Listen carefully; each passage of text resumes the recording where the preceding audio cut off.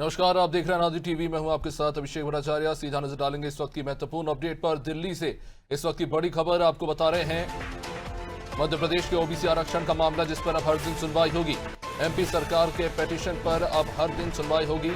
Supreme court में 23 सितंबर से अब रोजाना सुनवाई होगी। आपको बता दें, स्पेशल कैटेगरी में रखा गया है इस मामले को, जिसके चलते अब 23 सितंबर से इस पर रेगुलर सुनवाई होगी। पिछड़े वर्ग के व्यापक हित में सरकार के प्रयासों को सफलता बताया जा रहा है। एक तरह से सुप्रीम कोर्ट में आज मध्य प्रदेश सरकार ने मजबूती से अपना पक्ष रखा है और अब 23 सितंबर से इसमें अंतिम निर्णय होगा और अंतिम निर्णय के लिए सुनवाई होगी।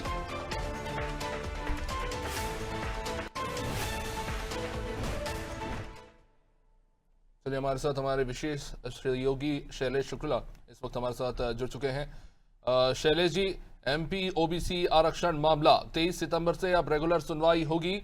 जाहिर तौर पर एक उम्मीद तो जगी है, क्योंकि कई सारे पोस्ट इस मामले के चलते पेंडिंग पड़े। बिल्कुल अभिषेक, ये बहुत बड़ा डिसीजन है और बहुत ही मध्य प्रदेश की दृष्टि से बहुत महत्वपूर्ण और खासकर ओबीसी के लिए बहुत महत्वपूर्ण डिसीजन इसलिए है क्योंकि ओबीसी से संबंधित बहुत सारे मामले पूरे मध्य प्रदेश में पेंडिंग पड़े हैं, प्रमोशन से लेकर दूसरे उसमें। और सरकार जो है वो लगातार कोशिश कर रही थी कि ओबीसी के मुद्दे को 27% आरक्षण तक जो है उसको सॉल्व किया जाए। इसके लिए हाईकोर्ट भी गए थे, हाईकोर्ट से सुप्रीम कोर्ट में गए हैं और सुप्रीम कोर्ट प्रतिदिन सुनवाई कर रहा है। सरकार को उम्मीद है कि इस सुनवाई के बाद जो निर्णय आएगा उसमें कहीं ना कहीं सरकार का पक्ष ही जीतेगा।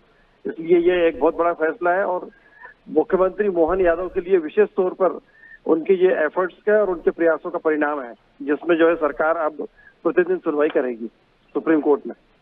निश्चित रूप से बहुत बहुत शुक्रिया शैलेश जी जानकारी के लिए। तो 23 सितंबर से अब रेगुलर इस पर सुनवाई होगी और सभी की नजर इस बात पर टिकी हुई है कि इस मामले में कोर्ट का क्या फैसला आता है।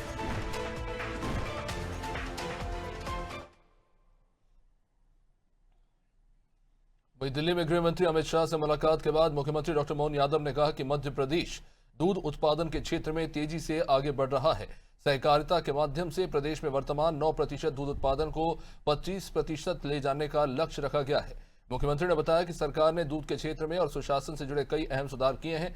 उनका कहना है कि इन प्रयासों से मध्य प्रदेश को दूध राजधानी बनाने की दिशा में मजबूत कदम उठाए जा रहे हैं। वहीं सीएम यादव ने अमित शाह के मार्गदर्शन को प्रेरणादायक बताते हुए कहा कि उनके सहयोग से राज्य नए कीर्तिमान स्थापित करेगा।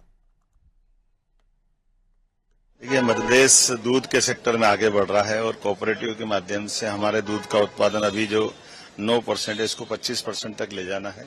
और हम सबका प्रयास है कि हमारी दूध की एक तरह से मध्य प्रदेश कैपिटल बने, राजधानी बने। और इसी के साथ साथ हमने अपने कई प्रकार के नए कानून को लागू करते हुए कई सुधार के काम किए। उन सुधार के कामों में माननीय गृह मंत्री जी का भी आशीर्वाद है। हम इस मामले में देश में अग्रणी राज्यों में से हैं। उम्मीद कर रहे हैं कि इन सारे सुधारों के बलबूते पर मध्य प्रदेश सुशासन में और नए कीर्तिमान बनाए। इस संबंध में थोड़ी बात हुई है, उनका मार्गदर्शन सदैव मिलता ही है।